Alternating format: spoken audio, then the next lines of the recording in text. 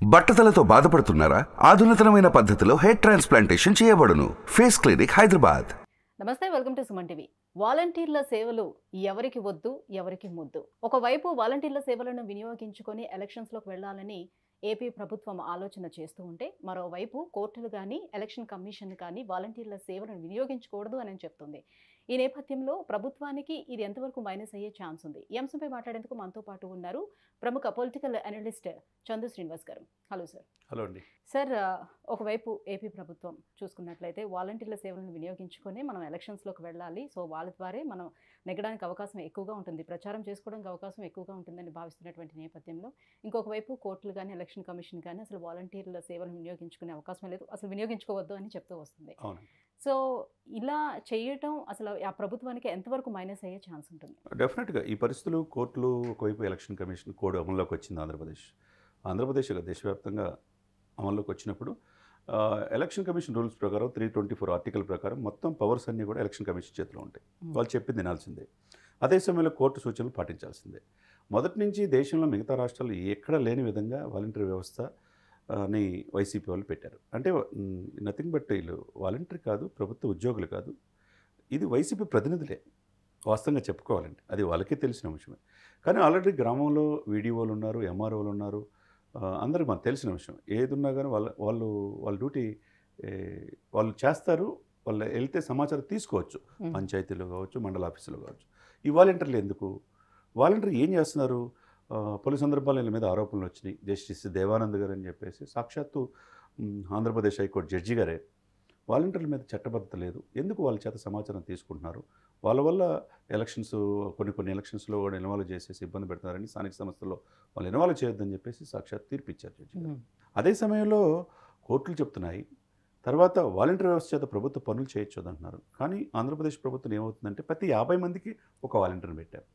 50 మందికి సంబంధించిన సమగ్ర సమాచారం, వాళ్ళకి ఆధార్ కార్డులు కావచ్చు, పాస్పోర్ట్లు కావచ్చు, వాళ్ళ వివాహ ధృవీకరణ పత్రం కావచ్చు, ఒంటరి మహిళలు కావచ్చు, అన్నీ కూడా వాళ్ళకి ఏ పథకాలు అందుతున్నాయి అని చెప్పేసి ఆ వాలంటరీ చివరికి పింఛను కూడా అక్కడ వేసే పరిస్థితి ఉంది, ఇంటికి వెళ్ళి ఇచ్చే పరిస్థితి. ఇది ఒక రకంగా ఏంటంటే ప్రభుత్వ పథకాలని మరింత ప్రజల దగ్గర తీసుకెళ్తాం, ఆ 50 మందిని ఎప్పుడు కూడా కనిపెట్టుకొని ఉండటం, వాళ్ళు చివరికి 5 సంవత్సరాలు ప్రచారం చేయించారు, చివరికి ఇన్ని పథకాలు ఇస్తున్నాం కదా, ఓటు ఆయనకి ఏంటి అని చెప్పడం. ఇది ఒక రకంగా అధికార పక్షానికి కలిసి వచ్చే అవకాశం, అదే సమయంలో ప్రతిపక్షానికి ఇబ్బంది కలిగింది. అంటే ప్రజలకి వాలంటీర్లకి మధ్యన ఆ బాండింగ్ అనేది సమకూరుస్తున్నారు.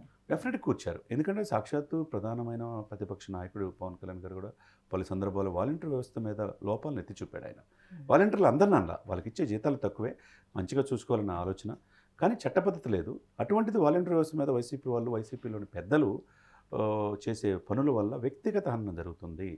వాళ్ళ రహస్య గోప్యతను తీసుకెళ్ళి ఫీల్డ్ ఆపరేషన్ ఏజెన్సీ అని చెప్పి నానక్రామగూడలో ఆంధ్రప్రదేశ్ భవిష్యత్తులో 4 కోట్ల మంది భవిష్యత్తు అక్కడ పెట్టడానికి అధికార పక్షానికి ఎక్కడ ఉందన్నారు. దాని మీద ఇంతవరకు స్పందించాల, ప్రభుత్వం తరపున ఎవరు మాట్లాడాల. అది కరెక్ట్ కాదు కదా. ఎవరైనా వ్యక్తిగత స్వేచ్ఛ ఉందండి, ఆర్టికల్ 14, ఆర్టికల్ 21 ప్రకారం right to live, freedom of speech, expression everywhere in India, అతి పెద్ద ప్రజాస్వామ్యం, 145 కోట్ల జనాభా. అటువంటిది ఇక్కడ సమాచారం తీసుకోవాల్సిన అవసరం లేదు కదా. ఇంకోటి బలమైన ఆరోపణ చేశారు, వీళ్ళ మాటను ఒంటరి మహిళల మీద కాన్సన్ట్రేషన్ చేసి 30,000 మంది మహిళలు ఆంధ్రప్రదేశ్ నుంచి అదృశ్యమైపోయారు, దీని వెనక వైసీపీ వేస్తూ ఉందన్నారు. దాని మీద కేసు పెట్టించి ఒక వాలంటీర్ చేత పెట్టిస్తే అది విజయవాడలో ఈగిపోయింది. మళ్ళీ గుంటూరులో అన్నారు ఎట్లయినా అరెస్ట్ చేస్తూ ఉంటారు. ఎట్లా అంటే ప్రశ్నించే వాళ్ళంతా అరెస్ట్ చేసుకుంటా పోతే జైలు ఉండవు. ఇప్పుడు దాని మాటను ఇప్పుడు ఏమవుతుంది, ఎలక్షన్లు ఎట్లయినా పెట్టాలనుకుంటే సాక్షాత్తు సుప్రీంకోర్టు చెప్పేసింది, హైకోర్టు చెప్పేసింది, ఎలక్షన్లో వాలంటీర్ని ఇన్వాల్వ్ చేయొద్దు, వాళ్ళు మీ ప్రభుత్వ ప్రతినిధులుగా కార్యక్రమాలు తీసుకెళ్తారు అని చెప్పారు. అయినా కానీ కొన్ని చోట్ల వాలంటీర్ మాటన పథకాలు తీసుకెళ్తారని చెప్పి ఇప్పుడున్న ప్రధాన ప్రతిపక్షాలు టీడీపీ కావచ్చు, జనసేన కావచ్చు, బీజేపీ అన్నీ కూడా కంప్లైంట్ ఇచ్చింది ఎలక్షన్ కమిషన్. ఎలక్షన్ కమిషన్ కలెక్టర్లకి ఉత్తర్వులు జారీ చేసింది.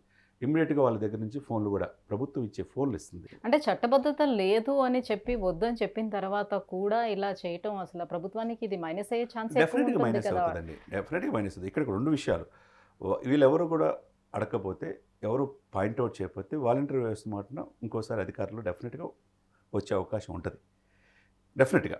ఎందుకంటే పథకాలు వెళ్తున్నాయి, ఆయనకి బటన్ నొక్కితే పథకాలు వేస్తుంది. ఎవరి ద్వారా? ప్రతి 50 మందిని కాన్సన్ట్రేషన్ చేసి ఆ ఇంట్లో ఎవరున్నారనేది సమగ్ర సమాచారం అక్కడ కన్సల్ట్ ఎవరైతే అధికార పార్టీ ఎమ్మెల్యే కావచ్చు, ఇన్ఛార్జ్ ఉంటారో వాళ్ళకి సమాచారం వెళ్ళిపోద్ది. ఇది మొత్తం రాష్ట్ర బాడీలో వైసీపీ హెడ్ ఆఫీస్లో సమగ్ర సమాచారం నిక్షిప్తం అయిపోతుంది. దీనివల్ల ఏంటి బెనిఫిట్, ఎవరెవరైంది అసమ్మతి ఉంటే వాళ్ళని దగ్గర తీసుకురావటం, వాళ్ళు మాట్లాడుతూ ఆయన బెదిరించడం, నెక్స్ట్ మళ్ళీ ఓటు వేయించుకోవడానికి ఒక ఆయుధలాగా పనిచేస్తుంది. ఇదే సమయంలో ఇది కరెక్ట్ కాదు కదా అని చెప్పేసి ప్రధాన ప్రతిపక్షాల ఆరోపణ.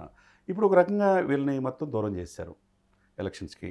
సాక్షాత్ కలెక్టర్ ఇన్స్ట్రక్షన్స్ ప్రకారం అక్కడున్న ఎంఆర్ వాళ్ళందరూ కూడా వాళ్ళకి ప్రభుత్వం ఇచ్చిన ఫోన్లు కూడా దాంట్లోనే ఉంటుంది కదా అంతా కూడా సిస్టమ్, అది కూడా సేకరించారని చెప్పి నాకు తెలుస్తుంది. మా ఊర్లో కూడా అట్లనే ఫోన్లన్నీ వాలంటీర్ల వ్యవస్థను తీసేసుకున్నారంట 2 రోజుల క్రితమే. అంటే ఇంకేంటి, వాళ్ళకి డ్యూటీ లేదు, ప్రభుత్వ పథకాలు ఇలా తీసుకెళ్తానికి లేదు. ఎందుకంటే వాస్తవంగా ఎలక్షన్స్ వచ్చినప్పుడు ఏంటంటే ప్రభుత్వం వ్యతిరేకత ఏంటి అనేది ప్రధాన ప్రతిపక్షాలు చెప్పాలా. స్పెషల్ స్టేటస్ తాలేదు, లేకపోతే పోలవరం పూర్తి కావలేదు, రోడ్లు లేవు, నిత్యావసర ధరలు పెరిగి, ఇవన్నీ ఇట్లా చెప్పుకునే అడిగే ఇది వీళ్ళకి ఉంటుంది. చెప్పాల్సిన బాధ్యత ప్రభుత్వానికి ఉంటుంది.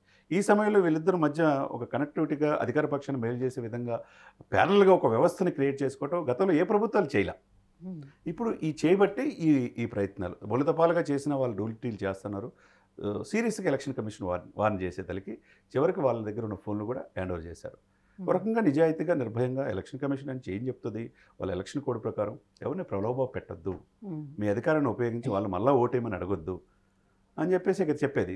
కాబట్టి ఎన్ని పాయింట్ ఆఫ్ వ్యూ ఏంటంటే ప్రభుత్వానికి లబ్ధి చేకూర్చే విధంగా ఈ వాలంటీర్ వ్యవస్థ ఉందనేది ప్రధాన ప్రతిపక్షాల ఆరోపణ. కాబట్టి వాళ్ళు ఎలక్షన్స్ దూరం చేయటం, వాళ్ళని ఇన్వాల్వ్ కాకుండా చేయటం, ఇవన్నీ కూడా ఒక మంచి పరిణామే. నిజాయితీగా నిష్పక్షపాతంగా ఎలక్షన్ జరిగితే గెలిపేవరదు అనేది ప్రజల్లో ఎవరున్నారో వాళ్ళే గెలుస్తారు. మనం వేచి చూడాలి ఏం జరుగుతుంది అనేది. సార్, మరి ప్రభుత్వానికి ఎంతో హెల్ప్ఫుల్గా ఉండేటువంటిది, ఎంతో బెనిఫిట్ని చేకూర్చేటువంటి ఈ వాలంటీర్ వ్యవస్థని ఇప్పుడు పక్కన పెట్టేస్తే వాళ్ళకి చాలా వరకు నష్టమే కదా. ఇంకా ఈ ప్రచారంలో ఒక భాగం మిస్ అయిపోయినట్టే. మీకేం డౌట్ ఏం లేదు కదా, డెఫినెట్గా అదే కదా. ఎందుకంటే ఒక రకంగా ఈయనకి గుండికాయ హార్ట్ లాగా పనిచేస్తుంది. ప్రభుత్వానికి ప్రజలకి మధ్య వారధిలాగా ఈ వాలంటీర్ వ్యవస్థ ఉంది. ప్రభుత్వ పథకాలకి కనెక్ట్ చేస్తున్నారు. నెక్స్ట్ మళ్ళీ 5 సంవత్సరాలు ఎలక్షన్ అయిపోగానే రేపు మళ్ళీ ఓటుకి మీకు ఇచ్చారు కాబట్టి 5 సంవత్సరాలు మీరు మళ్ళీ జగన్మోహన్ రెడ్డి గారికి వేయండి అనే ఆలోచన వాలంటీర్ వ్యవస్థ తీసుకొస్తున్నారు. అదే కదా ప్రధాన ప్రతిపక్షాల ఆలోచన. ఒక రకంగా ఇబ్బందికరమైన పరిస్థితే కదా. మళ్ళీ ఇదే ప్రభుత్వం వచ్చినా కూడా వాలంటీర్ వ్యవస్థ ఇంకా పెరిగే అవకాశం కూడా ఉంటుంది. డెఫినెట్గా వాళ్ళకి విస్తృతమైన పవర్స్ ఇచ్చే అవకాశం ఉంది. వాళ్ళు చాలీచాలని జీతంలో ఉన్నారు. వాళ్ళకి మంచి దాంట్లో గ్రాడ్యుయేట్స్, ఎంకామ్ చేసిన వాళ్ళు చాలామంది వాలంటీర్కి పనిచేస్తున్నారు. ఈ ప్రభుత్వ పాటన వాలంటీర్ మాటున అనేక అక్రమాలు కూడా జరుగుతూ ఉన్నాయి. మనం చూసాం. విశాఖపట్నంలో ఒక వృద్ధ మహిళని 80 సంవత్సరాలను చంపేసి ఆమె నగలు తీసుకెళ్ళిపోయారు. గంజాయిలో వాళ్ళే పట్టుబడుతున్నారు, లేకపోతే డ్రగ్స్లో వాలంటీర్లు వస్తున్నారు. ఆడపిల్లల మీద అత్యాచారాలు జరుగుతున్నాయి. అంటే వాలంటీర్ అందరూ కూడా మంచి వాళ్ళు కాదనేది కాదు, వాళ్ళకి మంచి గౌరవంగా చూసుకోవాలి. వాళ్ళలో కొంతమంది చేసే తప్పుల వల్ల వ్యవస్థకే మచ్చ వాటిల్లుతుంది. వీళ్ళు వైసీపీ అధికార పక్షం వాళ్ళంతా వాలంటీర్లు అడ్డం పెట్టుకొని రాజకీయ లబ్ధి కోసం చేకూరుస్తున్నారు అనేది ప్రధాన ప్రతిపక్షాల ఆరోపణ. ఈ విధంగా ఏ విధంగా చూసుకున్నా జగన్మోహన్ రెడ్డి గారు మీరు అన్నట్టు ఒక మంచి గ్రిప్ అనేది డెఫినెట్గా వాలంటీర్ వ్యవస్థ కనుక పవర్స్ తీసేస్తే డెఫినెట్గా ఒక ఆయుధం కోల్పోయినట్టే పోరాడటానికి ప్రధానమైన ప్రతిపక్షాల మీద. చూడాలి మనం. అంటే కాకపోతే ఇక్కడ ఏంటంటే గౌరవంగా ఎలక్షన్ కమిషన్ అయినా కోర్టు అయినా ఏం చెప్తుంది, మీకు ఇచ్చిన ఓటు చాలా విలువైంది, 5 సంవత్సరాలకు వచ్చే ఓటు నిజాయితీగా మీరు వేయండి, ప్రజాస్వామ్యాన్ని కాపాడండి అని వాళ్ళ యొక్క ఎలక్షన్ పాయింట్ ఆఫ్ వ్యూ వెళ్తారు. కాబట్టి ఇలాంటివన్నీ కూడా ప్రతిదీ కూడా చెక్ చేసుకొని కలెక్టర్లకు విచక్షణాధికారాలు ఇస్తుంది. ఇది ఈ పథకాల వల్ల చాలామంది ఆరోపిస్తున్నారు కాబట్టి కోర్టులే చెప్తున్నాయి. కాబట్టి ఈ వాలంటీర్ వ్యవస్థకు వాళ్ళకి ఇచ్చే ఇంపార్టెన్స్ తగ్గించి ప్రభుత్వం ఎవరైతే ఉన్నారో ఆఫీసర్స్ వాళ్ళకి సమర్థవంతంగా పనిచేసే వాళ్ళకే వెళ్ళాలి అనేది వాళ్ళు ఇన్స్ట్రక్షన్స్ ఇస్తారు. కాబట్టి వాలంటీర్ వ్యవస్థ యొక్క ఇది అనేది నామమాత్రమేగానే ఈ ఎలక్షన్స్కి ఉండబోతుంది. ఒక రకంగా ఈ పరిణామాలన్నీ కూడా అధికార పక్షానికి ఇబ్బందికరమైన పరిస్థితి. చూడాలి కాలం. Right, thank you so much అండి ఈ అంశంపై మాట్లాడినందుకు. Thank you.